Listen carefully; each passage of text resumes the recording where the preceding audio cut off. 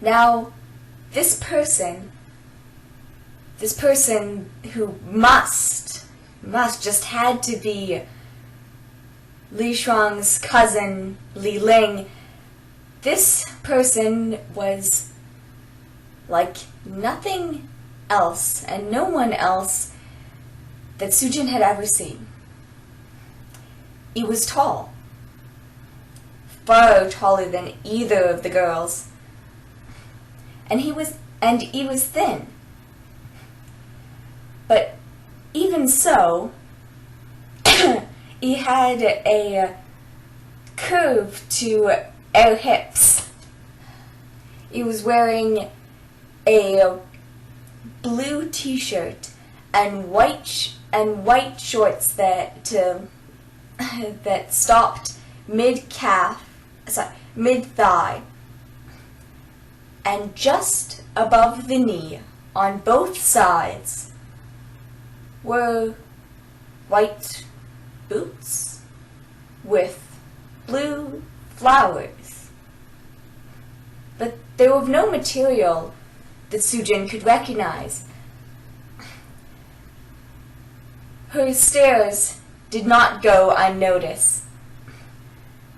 Li Shuang tried to lean in to whisper something to her, but her cousin interjected first and said, "Oh, I see you've noticed my fake legs." Sujin hadn't thought about that. She thought that they were shoes. After all, there was a quite spectacular wedge heel on the bottom of them. But prosthetic legs? On both sides? Just what had happened? And Li Ling smiled and he said, "Oh, do you want to know the story of how I lost my first legs and got these ones?" Well, as naughty boys and girls and children everywhere do, I went out after dark and didn't listen to my parents, and there was a creature, and Li Shuang put up a hand and very quietly said, "That's enough, cousin. She already knows about the monsters in the alley. She doesn't need to hear that story." Li Ling threw back his head and laughed and said, "Oh, well, that's a relief. I had no idea how to spin that for the high school crowd." Sujin nodded. "Okay, good," Li Ling said. "I'm horrible at guessing those sort of things, especially for outsiders. It's so inconsistent."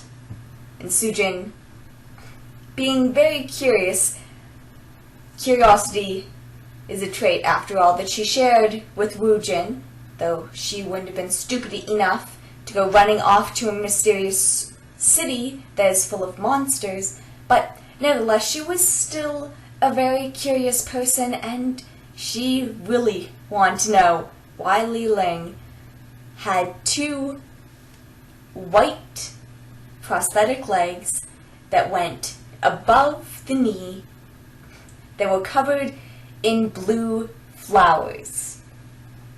"So, what's the real story, then?" Sujin asked. Ling closed his eyes and he smiled a wide smile, and he said, "Oh, it's quite the story."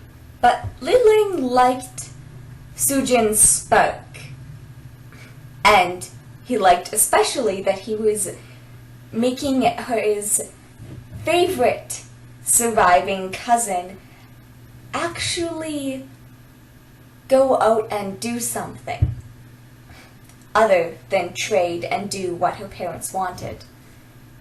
That she was actually thinking for herself, and Li Ling thought, "I should give Sujin a reward. And you know what? I will tell her the real story of why I have two prosthetic legs." Well, there's not much of a story behind one of the legs. Just a simple birth defect, and they decided to replace it with the prosthetic when I was pretty young. The second one is a pretty big story.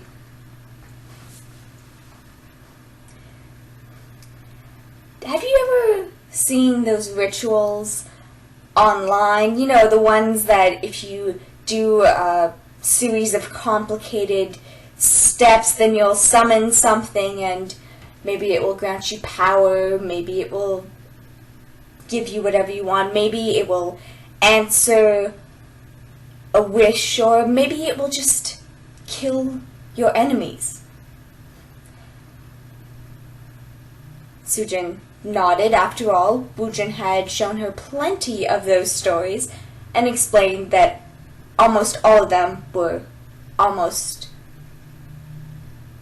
certainly complete and utter nonsense. So Ling continued, and he went, well, okay, I can see by your face you know what I'm talking about.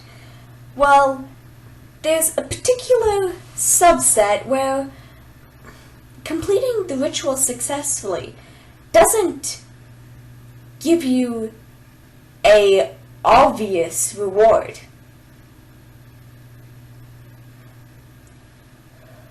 No, instead it challenges you to resist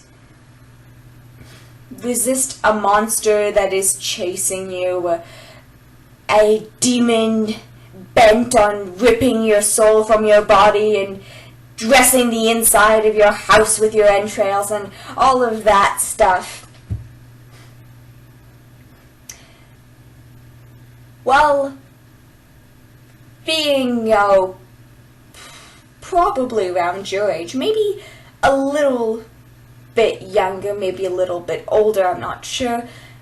Well, by that time I'd survived not one, not two, not three, but four, oops, sorry, can't say that, 4 near-death experiences, and, well, I felt I had nothing to lose by trying some of these rituals. After all, they were almost certainly complete and utter nonsense. So I did one ritual, and nothing happened. And I did a second ritual, and nothing happened. I did a third ritual, and nothing happened. And then I did a fourth ritual. I really should never have done the fourth, because that one turned out to be the real thing. So there I was, in front of a shattered mirror, as a murderous double of myself that I had summoned, that I had created into this world, was trying to kill me with the broken mirror, and I was trying to kill M with the broken mirror. And we made so much noise that a handful of my uncles came running and they pulled us off of each other, and I think then we promptly both fainted from blood loss. You see, E had managed to drive a large chunk of the glass of the mirror into my fully flesh and blood leg, and I had managed to drive a large piece of mirror into Air's arm. So that's why I have 2 prosthetic legs. Sujin leaned forward and said, "No, that can't be it. What happened to your double?" To Sujin's surprise, it was not Ling who explained the fate of his double, but it was Li Shuang. He's still alive, and her name is Ling Li, being a double. Ling Li is nearly identical. Nearly, mind you, not completely. Li Ling has white prosthetic legs with blue flowers and wears her hair in a ponytail. Ling Li, on the other hand, has a white prosthetic arm and a white prosthetic leg, and both of them are covered with gold sparrows, and Ling Li wears her hair loose. But other than that, they're basically identical. Sujin looked at Li Shuang, and she looked at Li Ling, and she looked at Ling Li, who had, as if summoned by magic, had appeared in the doorway as they had started speaking about Sujin looked at all the people in the room, and then she quietly, calmly said one thing. What is wrong with this city?